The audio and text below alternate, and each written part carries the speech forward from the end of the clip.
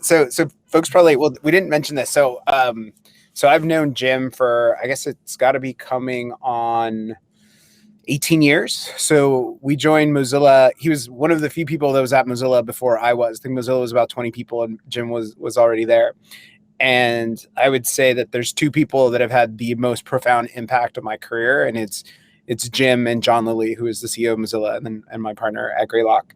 And a lot of like learning how to be an executive, I learned from Jim. So grateful to get to get to spend time with him on this one. So we had a conversation about this, about the foundations of network, and I don't really consider myself a networker. I don't like, I am a bit of an introvert. I don't like going to conferences and walking around and talking to big groups of people. A lot of the focus has always been on individual relationships. And we talked a lot about the foundation of like, how do you build relationships? And so, Jim, I wanted to just ask you of like, what are the lessons that you learned from like Netflix or earlier in your career, and how that transitioned to how you work with companies now and how you work with people and individuals? Yeah, no, thanks. And Dan, I just wanted to say thank you for inviting me here, and thanks to ELC. But all of us, we were introduced as experts at this, right? Experts at networking. And I kind of took a deep breath and said, well, I haven't always been an expert. In fact, I didn't know how to do this relationship thing when I first started out. And I will say that I'm still working on it. And so I think that's important, is that relationships are, for me, it's all about relationships. And I learn from everyone that I interact with, and including you, Dan. So thanks. Because I've watched you do what you do. I too, believe it or not, am also an introvert to an extent. But I've learned to be more of an extrovert.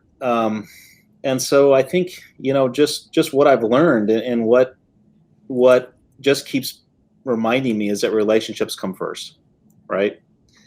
You can't do anything. And it's weird to say that from a CFO seat, but relationships have to come first, because relationships are the foundation of trust.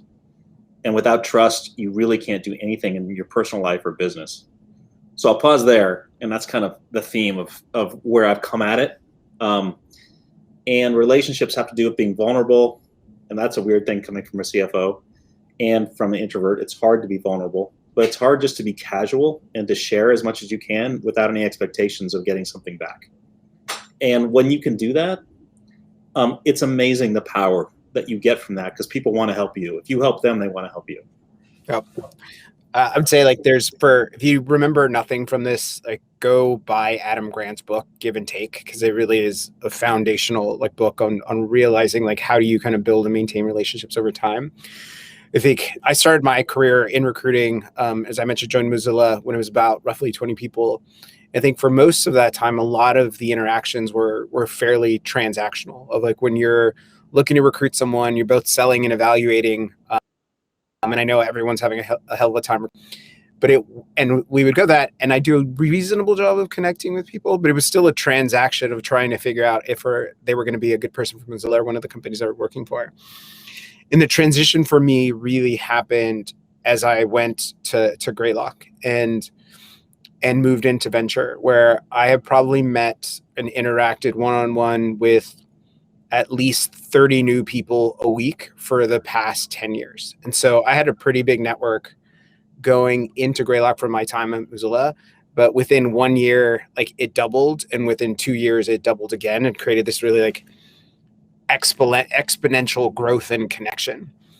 And to this day, like I'll have people that I talked to years ago that'll say like, hey, like you were amazing at helping me with X, Y, and Z. And I don't remember that conversation, but like the mechanics of actually connecting with someone that you're meeting new, of how to like not make it feel transactional, was like massively impactful. And Jim, I'd love to ask of like how you approach things, but whenever I meet someone new, whenever I go meeting, I'll look at their LinkedIn, I'll look who we know in common, I'll look at where they worked. And I usually, before we even get into introductions, we end up in like a bit of like a dialogue and conversation that's very kind of social. And then I usually have to go like, wait, it's been 5 minutes. Like we should probably actually do like the formal introductions and give our backgrounds. And so the ability, like the faster you can connect in the beginning of a conversation with someone, the more it kind of disarms the conversation and allows you to learn a lot more. And so to this day, I go without a lot of intent. Like when I'm talking to someone, there's usually, maybe I want them to be a customer for one of our portfolio companies, or maybe I want them to join one of our portfolio companies. But my focus is always on learning as much as I can about the individual. And I'll preface things which like, I may or may not have something that's interesting for you today or tomorrow or 5 years from now. But before I kind of like pitch you on something or share something with you, I really want to know about you and what makes you tick and what you're interested in. Because what I was going to suggest may make no sense at all, or like may not be relevant at all. And I think for people that are actively recruiting right now, like there's certain things that you can do, and that I do with individuals to say, here's I will do my best to educate you on my company or what you want to do. Like fundamentally, I think you should make the right decision, and I'm happy to introduce you either to people that I've worked with in the past or other companies or other venture capital firms, because what we have may not be right for you. And so I think if you're able to connect with people on having their interest or feeling like having them feel like they have their interest in mind, they will like lower their guard a bit and help you and then allow you to build a better connection. So you can then kind of pitch them on what you're doing.